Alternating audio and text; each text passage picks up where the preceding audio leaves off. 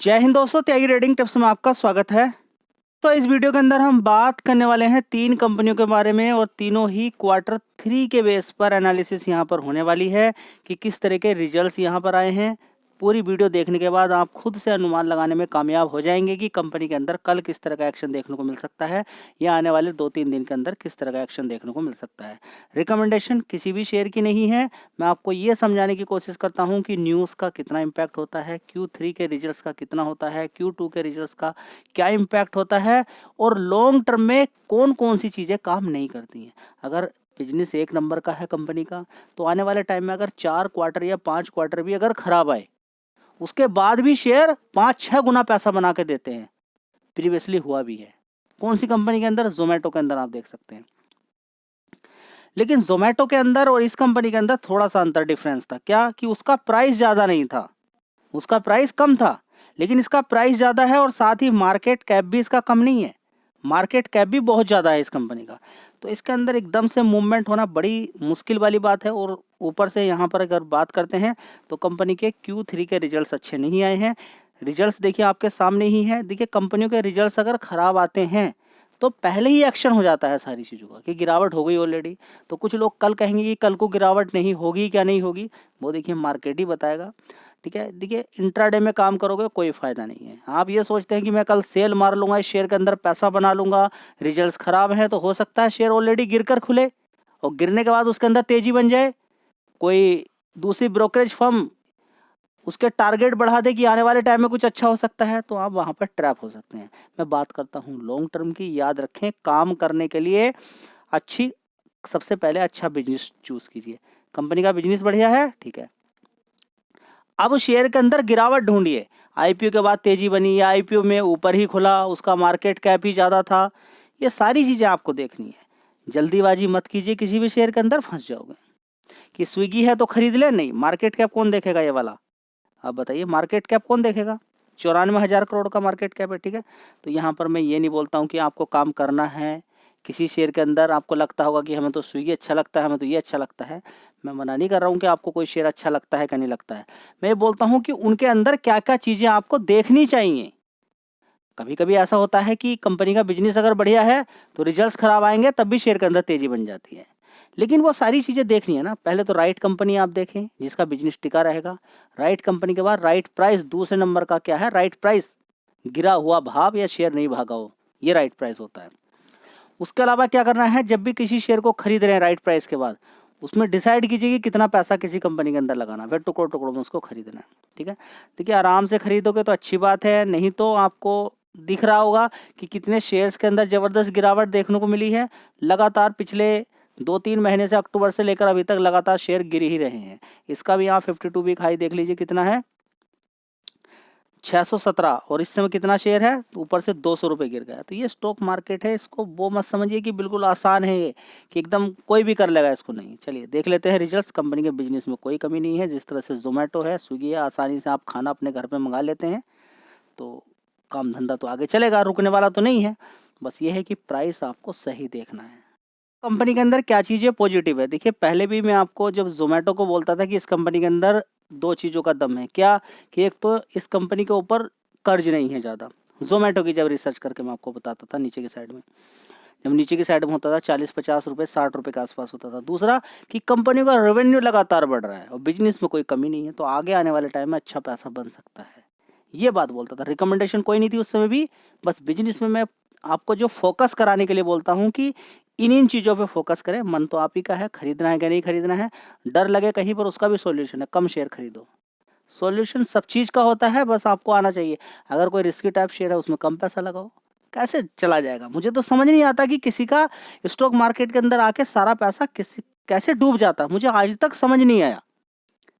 कैसे डूब सकता है? जब एक कंपनी में सारा पैसा लगाना ही नहीं तो कैसे डूब सकता है स्टॉक मार्केट में सारा पैसा? हाँ, कुछ समय के लिए शेयर नीचे गिर सकता है, डूब कैसे सकता है ये समझ नहीं आया आज तक मुझे भी। ठीक है, तो 3049 करोड़ का रेवेन्यू था, उसके बाद 3200 करोड़, उसके बाद 3600, 3993 करोड़ रेवेन्यू के अंदर जंप है।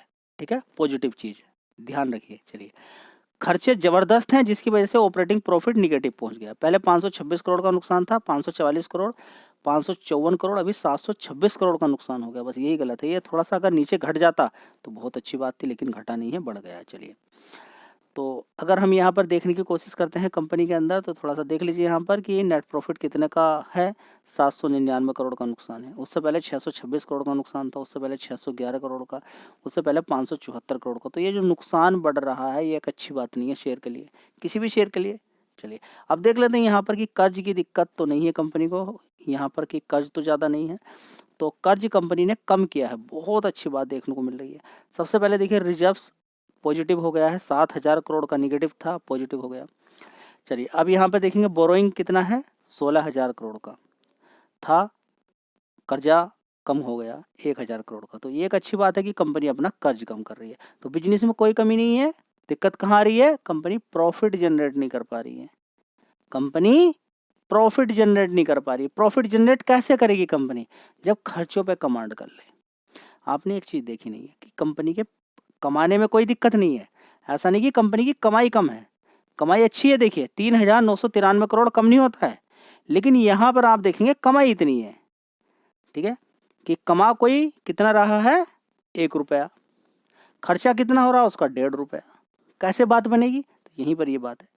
खर्चा कितना हो रहा है, 4,719 करोड़ का, कमाई कितनी, 3,993 करोड़ की। बस यही दिक्कत है। ऐसा नहीं कि कंपनी बेकार है एकदम, कल ही गिर के जीरो हो जाएगी। सारी चीज़ें सीखिए आप। अब क्या है कि खर्चा कहीं कहाँ कहाँ पे लगता है, कि डिस्काउंट देने में, अपना प्रचार करने में, एडवर्टीजमेंट करने में और दुनिया भर के काम करने में। कंपनी हो सकता है कि जो भी कमाई हो रही है उसको सही जगह पे लगा रही हो। खर्चा करना कोई गलत बात नहीं है, लेकिन खर्चा कहाँ पर किया जा रहा है।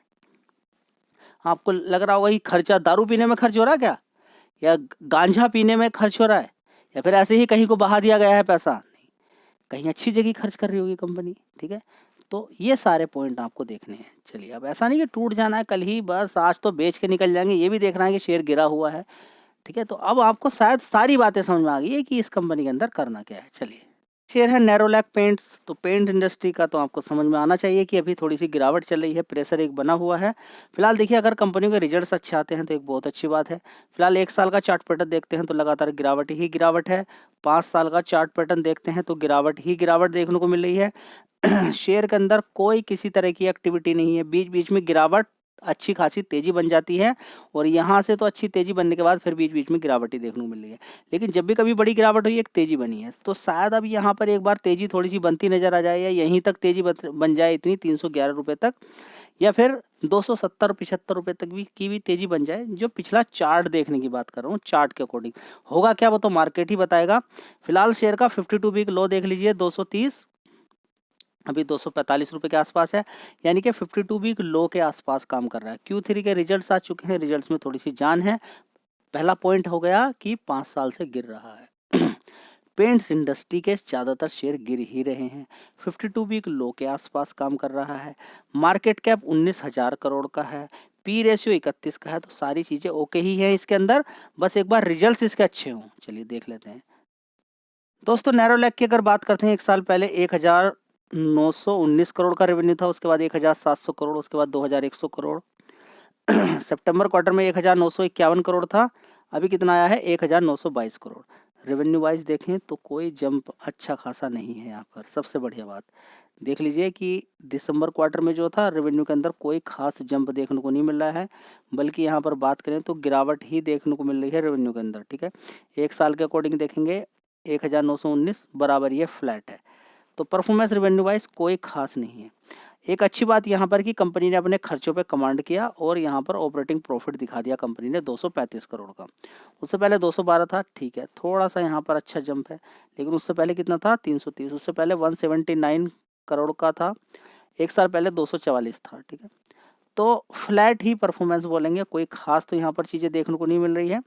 लेकिन यहाँ पर एक चीज़ आपको देखने को मिलेगी, क्या कि कंपनी के अंदर कुछ अच्छी चीज़ हो गई है कि अदर इनकम से 671 करोड़ का प्रॉफिट हो गया कंपनी को। तो क्या यहाँ पर शेयर भाग जाएगा, नहीं।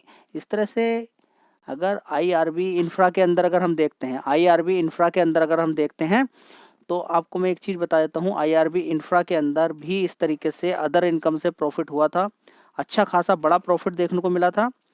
लेकिन ओवरऑल मिला के तो दोस्तों ओवरऑल मिला के अगर देखते हैं तो पिछले क्वार्टर्स की अपेक्षा ऑपरेटिंग प्रॉफिट जो थोड़ा सा बढ़ा था उससे तो कह सकते हैं हम अच्छी कंपेयर है।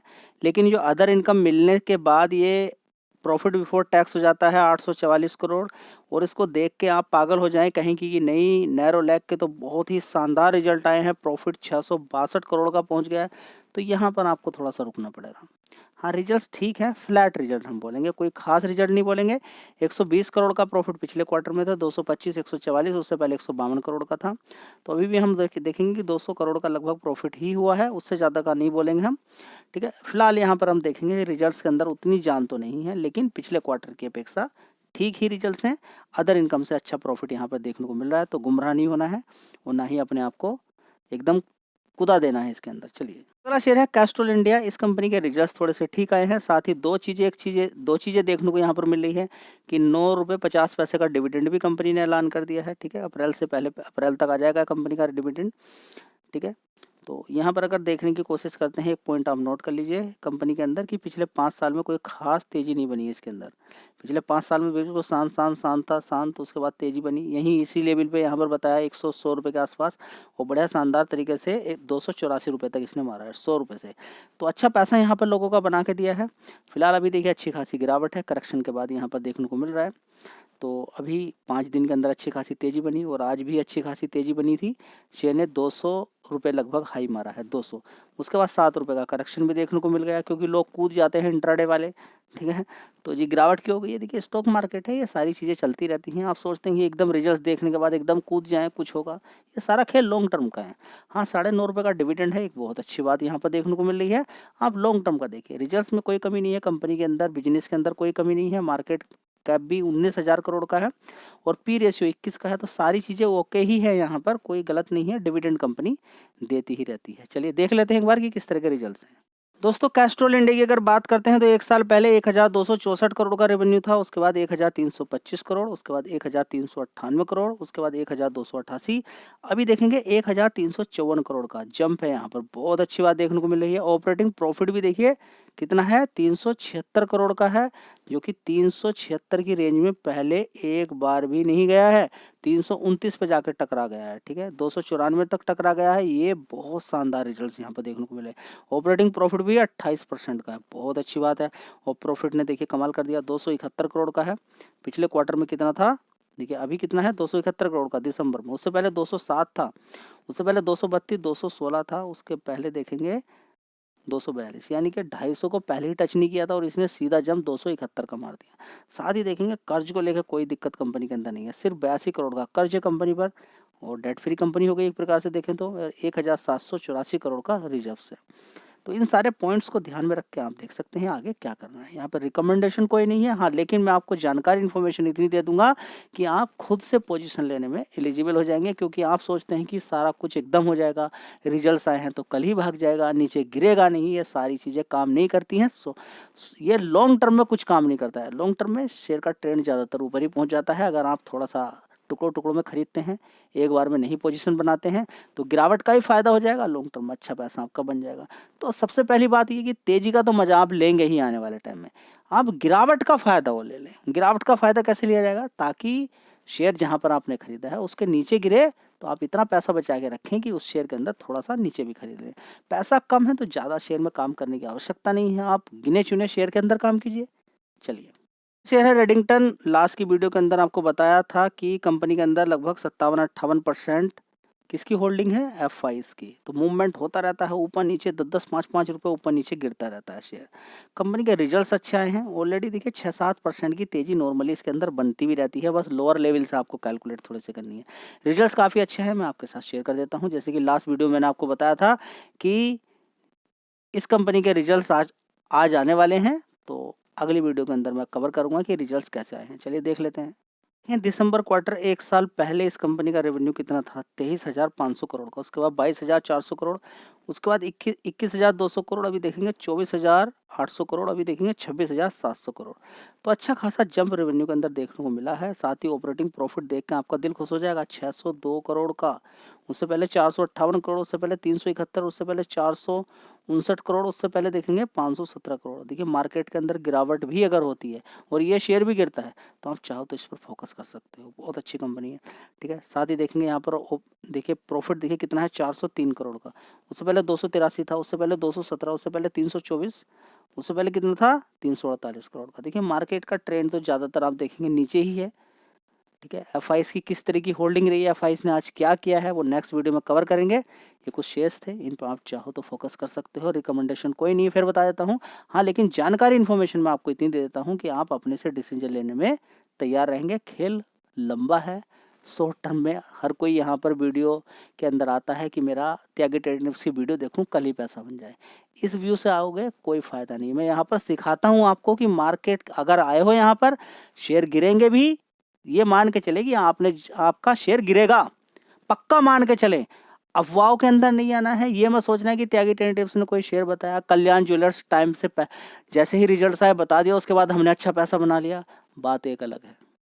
वो बात एक अलग है। रिजल्ट्स टाइमिंग आपको सारी बता दी, अच्छे रिजल्ट्स आने के बाद भी कंपनी गिरेगी, फिर क्या करोगे? समझ में आता है? चलिए, जय हिंद, वंदे मातरम।